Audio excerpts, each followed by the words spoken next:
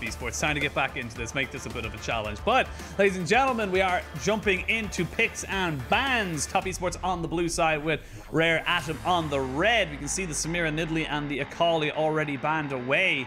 And where do you see the priority going here for Top Esports? Where do you want to see them throw their first pick? Munchables. I would love to see just something like the Kai'Sa potentially. Jackie Love obviously exceptionally strong in it. It's completely fine as a blind pick right now. You could even, I'm surprised at how much Jhin has just completely fallen out of priority recently. It feels like he's sort of fallen to the wayside. It does depend on the bans as well, because something like Olaf could be an incredibly solid first pick as well. Top Esports going to ban away the Zoe. This is one of the picks that I was talking about for Fofo specifically. I would have loved to see Fofo on the Zoe today. So Top Esports, I like the respect ban there, and especially if they're not looking to first pick the mid lane. Zoe's an incredibly good blind pick mid lane, so that could have been something that Rare Atom could have gone in the second rotation. The Olaf going to be banned away though, as well as the Pantheon, means that this jungle first pick can be a little bit more difficult, but stuff like Talia could be an option. Yep, the Zoe as well, like you said, is something that we had plenty of highlights of Fofo on during the Demacia Cup only a few weeks ago, so a Demacia Championship. And we'll see where they want to go for in terms of their first priority. And for top, they're going to lock in the Kai'Sa. Jackie loves Kai'Sa for that bot side. Yep, so the Kai'Sa, just incredibly strong blind pick here. Just very safe, incredibly strong AD carry right now, so not too surprised to see the blind pick there. From the side of Rare Atom now, there's a couple of directions you could go. You could match AD carry, but you don't need to right now. You can go for a priority jungler, which Ike's, there's a lot of options he could go for. I'd love to see them go for maybe something like the Leona as well as jungle here, because, I mean, they're going to go for the AD carry. I don't think you need to go through the AD carry here. You could always pick up your AD carry third. They're never going to pick Aphelios. The reason that you would go for AD carry here is that you don't want to show your cards particularly, and you know what you're going to go for. So picking up the Aphelios for iBoy, so you've got a bit of a late game hyper carry. Don't talk about hovers. This would be a weird combo. Yeah, okay, Thresh. the Thresh. That's a little bit more. Rel and Aphelios not really in the same kind of skill set, so I much prefer the Thresh. Yeah, Thresh gives you a lot of safety as well for the Aphelios, which does, you know, with the nerfs obviously he received throughout his lifetime as such right now, is that he does need that time to scale up. Still a fantastic team fighting champion, will melt objectives with the right gun set as well, so lots for iBoy to work with, especially against something like a Kai'Sa, which initially shouldn't have a huge amount of kill pressure on him, but the set locked in, that could be going to, honestly, 4 lanes. It could be going to top, jungle, mid, or onto the support, but if they do lock in Night Syndra, that will lock out that particular role. But curious to see where this set goes. I like the pick, like keeping, you know, the side of Rare Atom guessing. Yeah, it'll be bot for Dro for sure. Dro has played a ton of set already. It's very clearly one of his favorites. Like this and the Leona and the Alistair have been the 3 that we've seen from him. And like this guy is a hard engaged support player. That's exactly what I expect from him. And this set is well within the wheelhouse. Knight going with the Syndra, which has kind of become a signature pick for him over the last year. So just very stock and standard picks for Top Esports right now. Fofo going with the Orianna, so again we see this Syndra versus Orianna matchup in the mid lane. And now as we move towards the bans here, we have our bot lanes and our mid lanes locked in, which means that basically top third of the map needs to be selected. I wouldn't be too surprised to see some bans pinching the jungle pools here. Actually, Jarvan banned is a bit of a weird one. Ooh, yeah. I was thinking about Jarvan earlier today, and with Sejuani being kind of a fringe pick that we've seen a little bit, it wouldn't surprise me too much if Jarvan ended up sneaking into the meta. Maybe this is something that's coming out of scrims, but I don't want to put too much conjecture out. Yeah, I think as well as for the side of Top Esports, like we said just before coming into this game, they have not had a good grasp on the meta. They have not had a good idea of how to make a strong team comp as of yet into, you know, the 2021 season. So maybe this is something they're seeing in scrims that Top Esports like to rely on, just taking it away, saying, no, if we know you're not comfortable in other things, we're just going to make sure that we take away all these fringe picks. They Ornn, the Camille being taken away, so that top lane pool being pinched away as well. I imagine for Rare Atom, they will pick their jungler first and then leave that top lane pick for the counter. Yeah, could go for the top lane counter. The other option is go for something that you're happy to blind. But with the Gnar ban, that becomes a little more difficult. You could always go for like a... I mean, blind Renekton R4 is kind of a bit of a classic in the LPL, so I wouldn't be too surprised if they go for that. But the jungle is always an option as well. Looks like the Graves could be the answer. Again, Graves one of these junglers that you can pick into most matchups. Yeah, plenty of options between Lilia, Graves.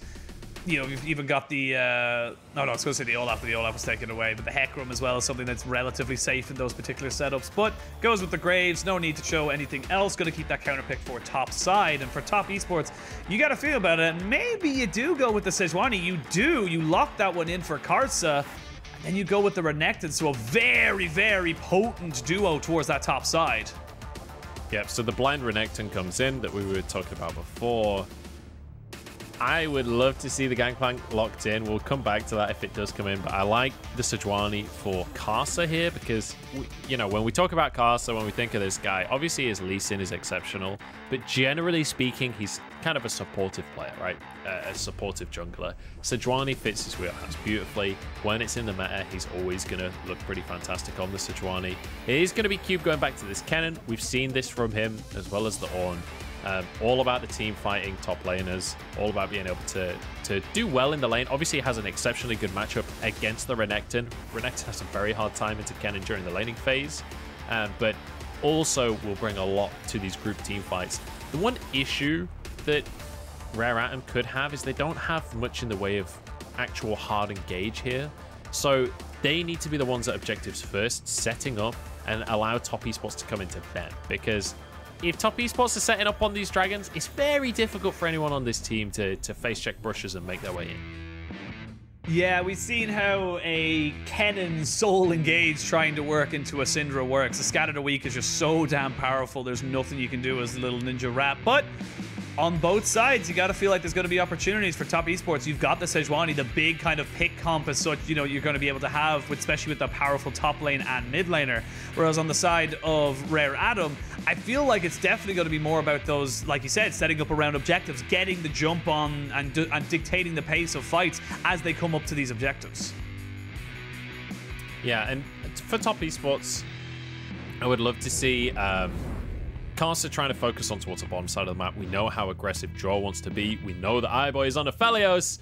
Try and stop that snowball happening on the Aphelios. Try and stop him being able to scale for free. You have a ton of dive potential with a set and a Sejuani. There is a lot of opportunity to try and get Jackula fed, fight for dragons early, and snowball through the bottom side of the map. Have to wait and see how it all pans out, but we are on to the rift for top esports versus Rare Atom. Let the Gyos go.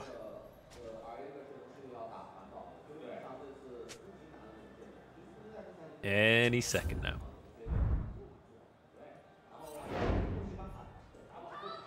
Will they happen? I'm gonna wait. There we are. Hey!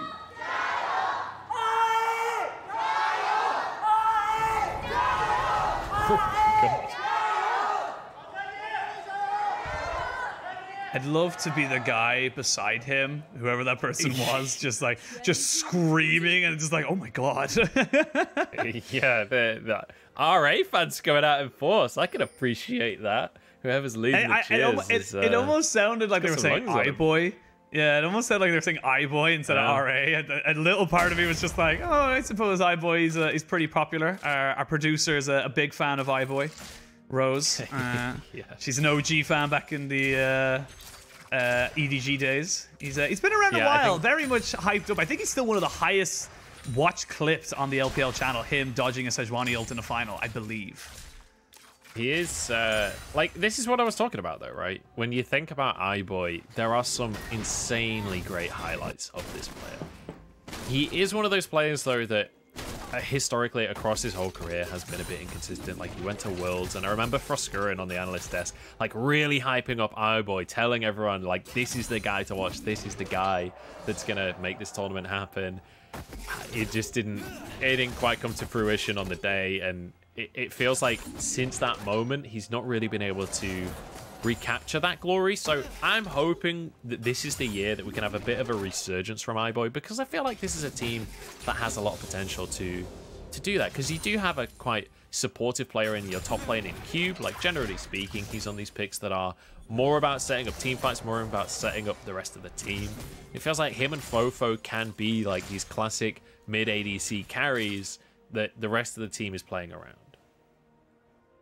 Oh, we'll see Top Esports dropping down a quick little ward, scouting for vision, seeing if they can find out Ike's in this jungle. Should be a pretty easy clear for both junglers. Neither were looking for any kind of crazy shenanigans. Karsa throwing the Q the wrong way. Don't worry, Karsa. We all saw it. You can, so I think you can, like, I'm not a Sejuani main, correct me if I'm wrong here, but I believe the way that the flail works, it knocks stuff in a direction first, and it also pulls stuff from, like, your immediate hitbox around you. So you can, like, pull the wolves in front of you, then hit it with the flail. So I think he maybe just messed up slightly, but the sentiment is correct. Anyway, there is a ward on the Crux, so right now, Top Esports know exactly where Ike's is. Means that Karsa can quite happily start the Scuttle Crab off, and we'll be able to quite happily get this one. He could potentially just path straight towards the bottom side, although Jackulov and Drow are shoved underneath the tower, so you would expect Rare Atom to be able to fight for this bottom Scuttle Crab if Karsa did try and move over. And it looks like Karsa is just beelining straight away for it, but Ike's is here on top of Knight. It's a 2v2 in the mid lane. Scatter the Weak on top of Ike's. He gets knocked up as well by the Arctic Assault. They flash forward. He does land the Q. Burst blood to Knight, and Top Esports start off this game perfectly. That was a perfect answer from Karsa. Ike's tries to make the gank happen in the mid lane. Graves not really that great at the early ganks, just gets stunned as soon as he tries to come into the lane.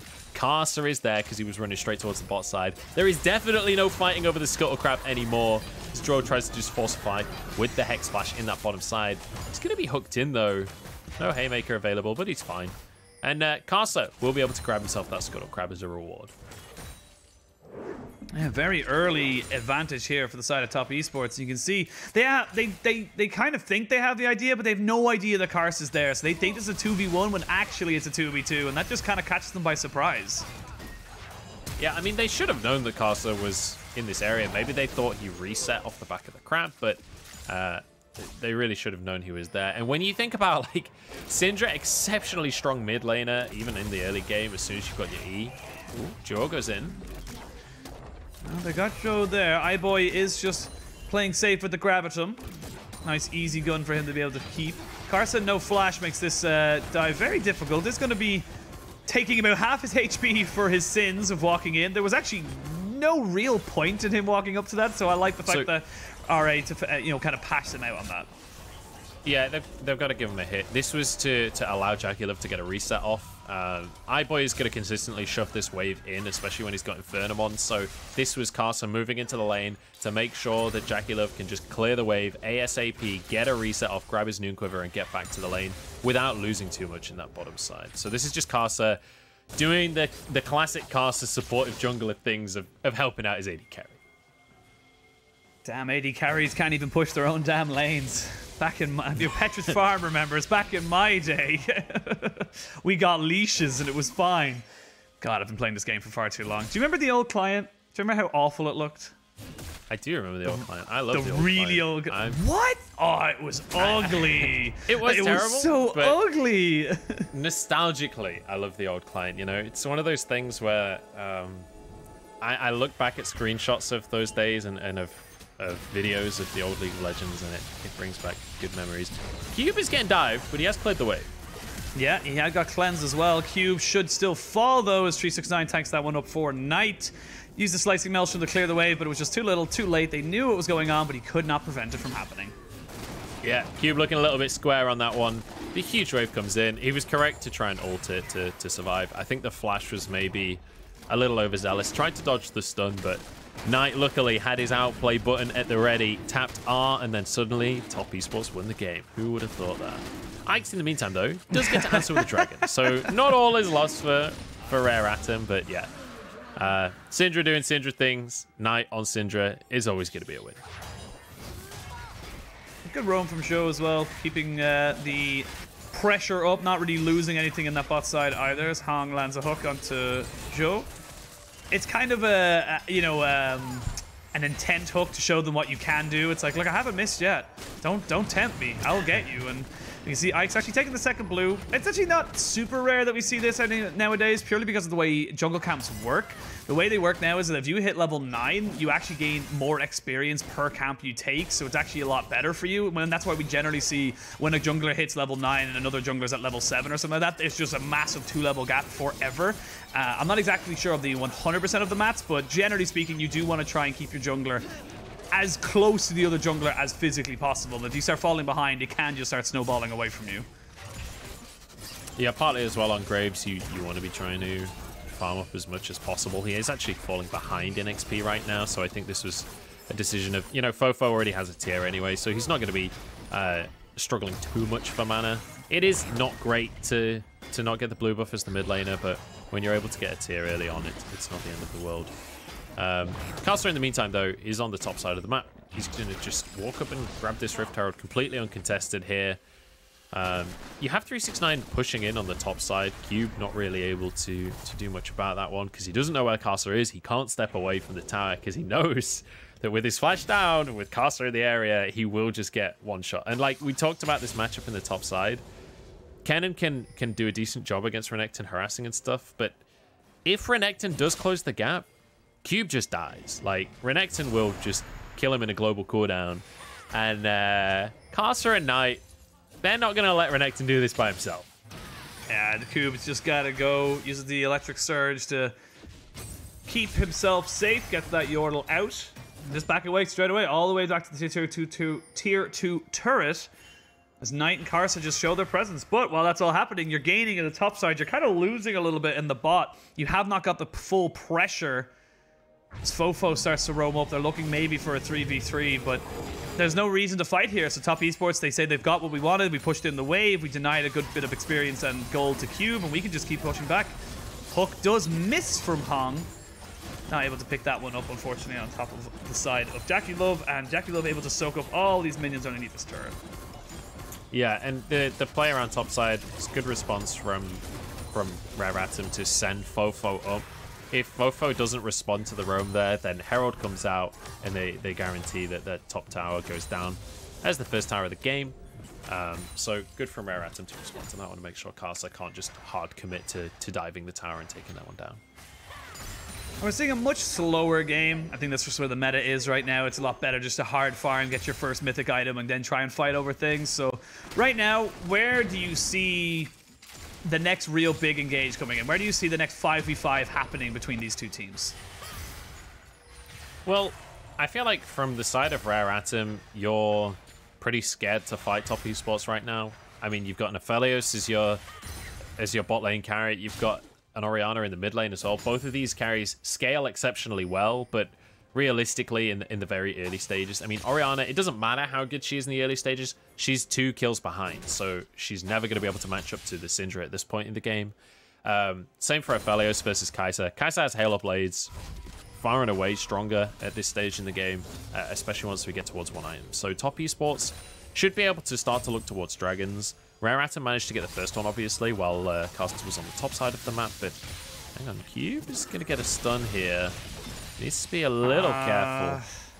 Gets the ultimate out of Cube, and I feel like that's a little bit of a bad, not call as such, but definitely a bad read on where this play was supposed to be going, as Ike's was there, but with a Rift Herald on top of Karsa, this is an easy tower, and you've just lost your Slicing Maelstrom, which means there's no turnaround play here for the side of Rare Atom, and they have to back away. Bit of a weird one from Ike's to not commit to trying to make the play there. But nicely done by Top Esports. As soon as the Slicing Maelstrom's gone, they are able to just punish that. Drop down the Herald, grab themselves a tower. They'll get a second charge out of this one, but 369 obviously wants to reset, spend some of that gold. Dragon's coming up in 20 seconds, and I wouldn't be surprised to see Top Esports just beeline towards that objective. You can see Ike's is in the bottom half of the map already trying to set this one up. You expect Knight to try and grab mid-prio here, and then just run down towards that Drake. For Rare Atom, you haven't got a teleport on Cube, nor do you have the Slicing Maelstrom up just yet. With the Dragon just spawned, to feel like Top Esports are in the priority. However, they have yet to really get a full reset on mid lane. They're really kind of just setting up for it now. It's going to be a little bit of a slog. I feel like Rare Atom are going to try and just take this as quick as they possibly can, but the Renekton is here. Yeah. Renekton is on the bot side, so this could end up being a big, big fight. Oh, as I say that, straight away. Reset, but he had TP, yeah. Yeah, gonna TP straight away. There's the shockwave down as Hong has found himself in no man's land, and Show keeps everybody else away. This is exactly what I was talking about. You have the TP advantage. You're the ones that are in position. There's not really much you can do on Rare Adam, and I feel like Rare Adam just felt like, oh, maybe they're not here, and then they got caught. Yeah, you saw 369 walked all the way down towards the dragon, so Jackie Love had reset right before the fight, but it's fine. Hang on, Ike's has been found. Ike's has been found, but I don't think they were looking for him as Ike's goes underneath the tower. Jackie Love uses the ult, or he doesn't even use the ult, uses the flash, and just gets himself out of turret range. They get themselves another kill, so 4-0 for Top Esports, and the gears are turning, the train is moving. This is starting to look a little bit, kind of unfortunate for the side of Rare Adam. It's starting to look real good for the side of Top Esports right now. Jackie Love just walking under the tower. I think they were actually trying to get iBoy there. Or I think they wanted to dive the tower. Ike's just happens to be in the tri-brush, and they get a nice easy kill for themselves. Jackie Love actually walking underneath the tower just to get the last couple of autos, and then flashes out the other side. Very nicely done. Carlson moved down to the bot side though, and iBoy has overextended. We've never said that before. Oh dear, this is an unfortunate time. Great face breaker, and actually you're going to see Rare Adam commit fully with this with 2 teleports in, but 369 is already on the backside. 2 people are dead in the 3v5. At best for you, this is all gone horribly, horribly wrong. 3 kills. And now Fofo is left underneath the tower without a prayer. The Glacial Prison just to lock him up and seal his fate. This is everything Top Esports wanted. Yeah, Ike's is currently on his Krugs, just like in tears. He wished he could have been a part of that. Also, we've got James Bond on the Rift as Caster is now 007. That was so sad for Rare Atom. They tried to commit to defending iBoy. It doesn't work out, but the TPs were already committed. iBoy died so damn quick. Same for Hung. And then the TPs are already channeling. It means that Top Esports can get in a position to capitalize on those bonus kills.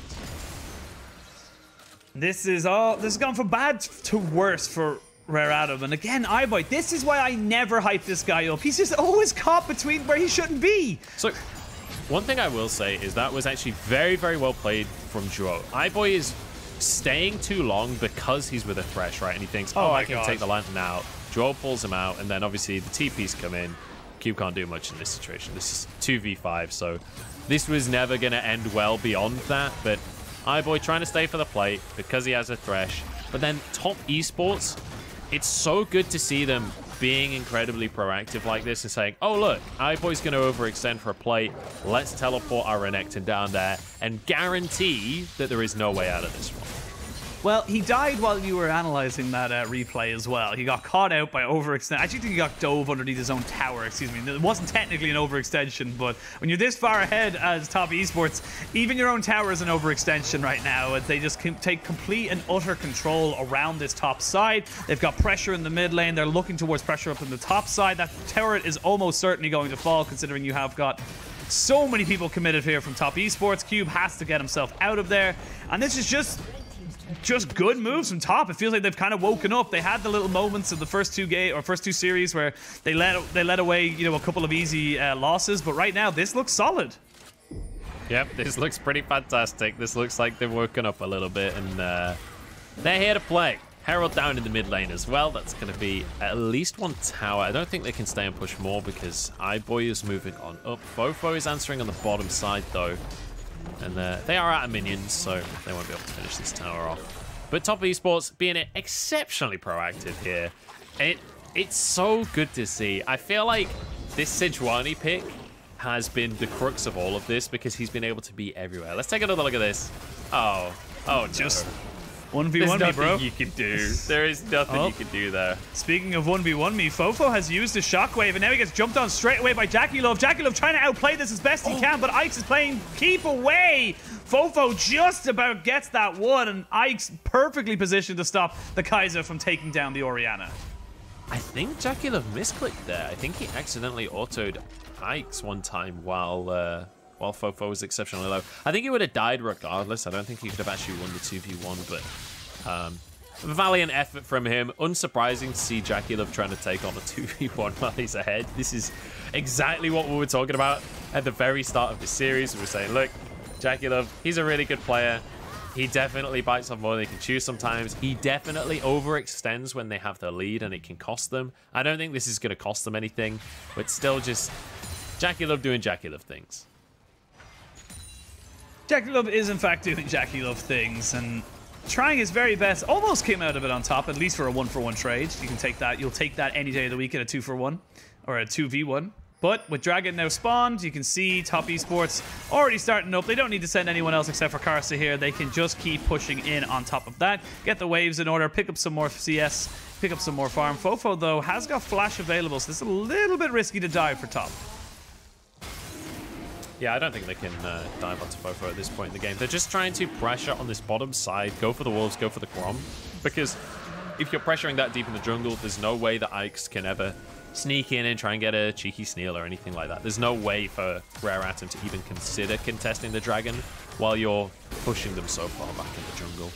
Exhaust actually comes out from Cube. Obviously has the unsealed spellbook on the cannon.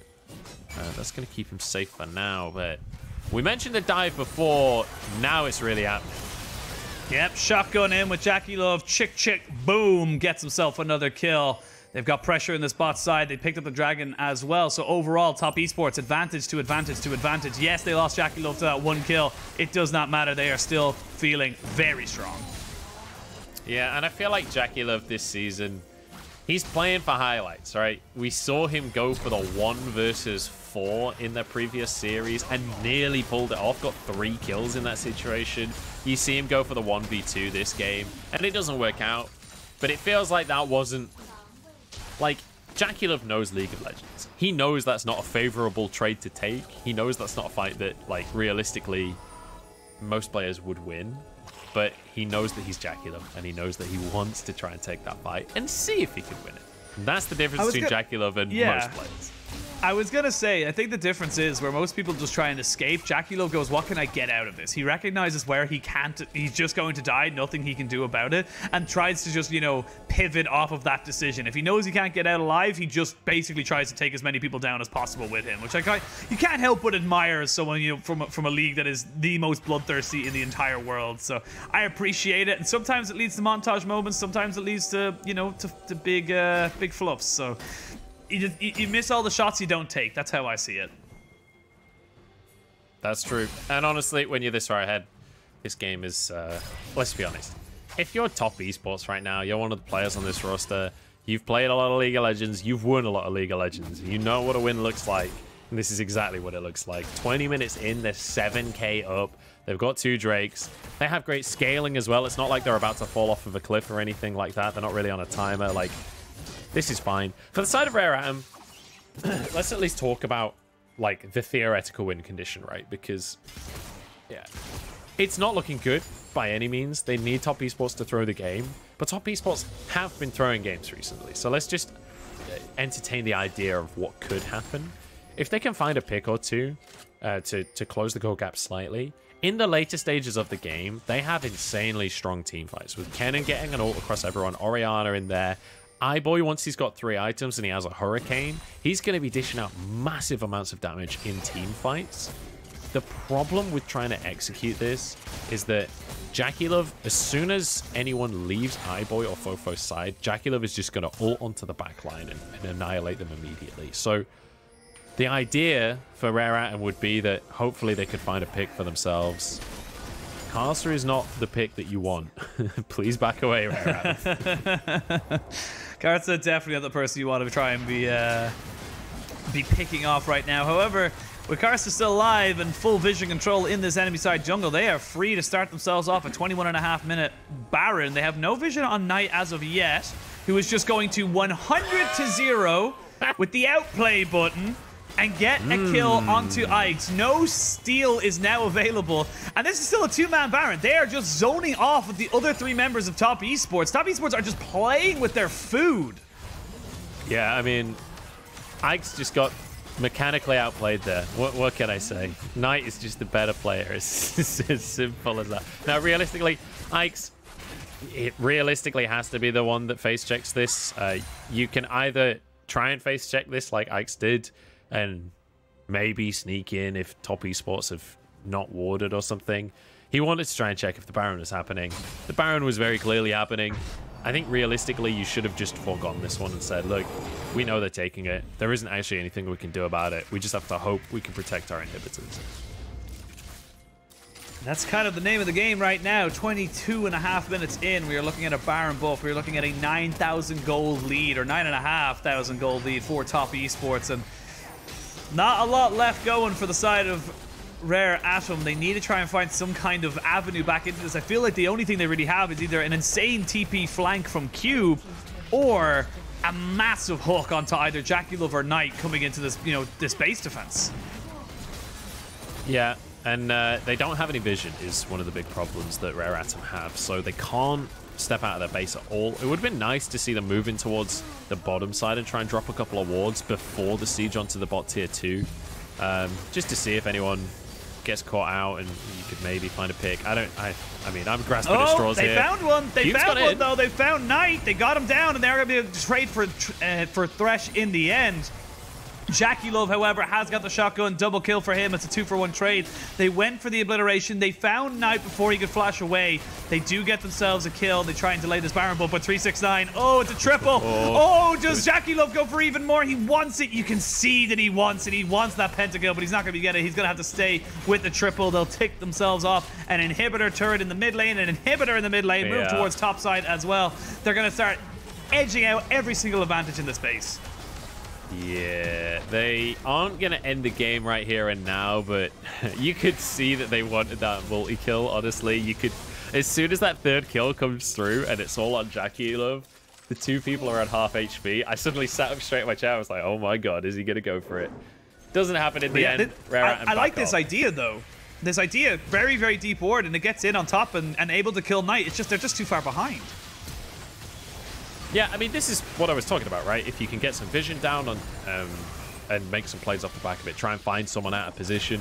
Unfortunately, as you say, they're, what, 8,000-10,000 gold behind at the start of that play, so it's incredibly difficult for anything to happen beyond just finding the pick.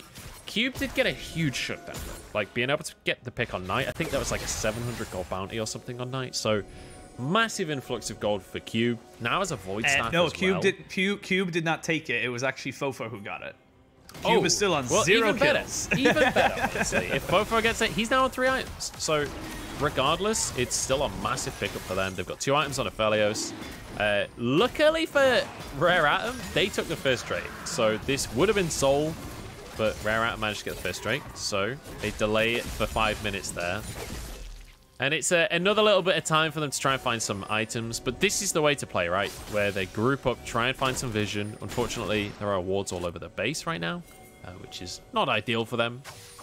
And Top Esports are going to start to move in. Knight is not with the team. If they can find a fight, now is the moment before everyone arrives. Once Top Esports group, there is no way to fight. They're just grouping up. Joe did pick himself up a little bit of harassment and loses a bit of his health bar, but should be able to sustain it up pretty quickly. With no real place to go, there's going to be the engage. They get the slicing Maelstrom, but JackeyLove is still alive. Now 369 jumping in on the backside, trying to take down Ike. JackeyLove will take the first kill of this fight. 369, how are you alive, Mr. Crocodile? They can't get it. Actually, JackeyLove was tanking the turret. JackeyLove is down. They can't keep him alive because 369 just said, I'm not tanking that, buddy. Knight, however, is still alive and well. Just used the scat of the week on top of the unleashed power to 100-0 the Thresh. They are going to be able to take all the inhibitors you would imagine coming up. Now, Fofo, though, gets caught out by the face breaker. Shockwave lands. That's 2 kills going over to Cube, and Knight is not able to end the game. It looks like Top Esports, we talked about them throwing. This feels like a little bit of a throw. So it was a totally botched engage. Like, they tried to just completely overforce the situation. JackeyLove with a monumental blunder, honestly, just walks underneath the tower when there are no minions. Ikes, though, realizes that they're on the cusp of coming back, and so he tries to 1v1 369. Brother Ike's on the scene here. Cube is actually going to try and chase 369 out of the jungle. JackeyLove is getting towards range, doesn't have an ult available. Maybe this is something? The red buff slow is there. Cube decides he can't chase this one too far, and I think that is the correct decision in the end. I'm hoping they'll show us a quick replay of that fight, because you can see here, like, as the minions go in, Carcer goes straight under the tower. The team is not on the same page once again. They're not engaging at the same time. Nobody follows up on Carcer. The minions are now gone. And Jackylove's tanking. Jackylove's not even tanking the tower at this point. He just stays on the tower range. Carcer moves out of tower range. Jackylove goes down. And bear in mind, the damage had already stacked up on Carcer and then transfers that damage over to him. And then at this point, it's just top esports have overstayed. They don't have the same damage. Here's a question for you, Joe. Do you give an enemy team a pentakill? Do you let them have it? If you're the penta, do you give it to them? Absolutely no, not. Of course Damn right. not. This I'm is glad competition. to hear. Pentas are earned. I just wanted to know how you felt about that. Not even like pentakills don't even come into the conversation for me. You don't give your opponent anything. This is a competition. This isn't. They're not playing for memes right now. This is the LPL, and I think the players take it incredibly seriously when it comes to that stuff. Ike's gets out. Oh, they're going to go in. There's the show stopper. It's going to be starting it all off, but Joe is dead. It's going to be a support for a support. Jungler's down for top esports. iBoy is just free hitting on the backside, though. Cube is on top of Jackyllove. He's not able to get the right amount of damage, and iBoy just walks a little bit too far forward. And Knight and Jackie able to clean that one up. Double kill for them. Fofo is still there. Huge chunk on top of Knight, but with the killer instinct and the flash, Jackyllove is able to punish him for his overextension. Triple kill for top. It was a little bit of slice and dice, a little bit dicey. Looked like Rare Adam might have been able to come back into this, but overall, Top Esports will be able to take the first game in this best of 3. You know, it was a valiant effort towards the end there from Rare Atom, and Top Esports definitely playing with their food a little bit. Some of these engages very, very sloppy from the side of top, but when you've got a gold lead like this, you're fine, right? You can just be a little bit sloppy. You can just have a bit of fun with it. Top Esports with a very comfortable win here over Rare Atom. Comfortable as you like, and this is the Top Esports we kind of expected. A little bit of swagger, but at the same time, never really in doubt that they were going to win. They do take themselves the victory and move forward with potentially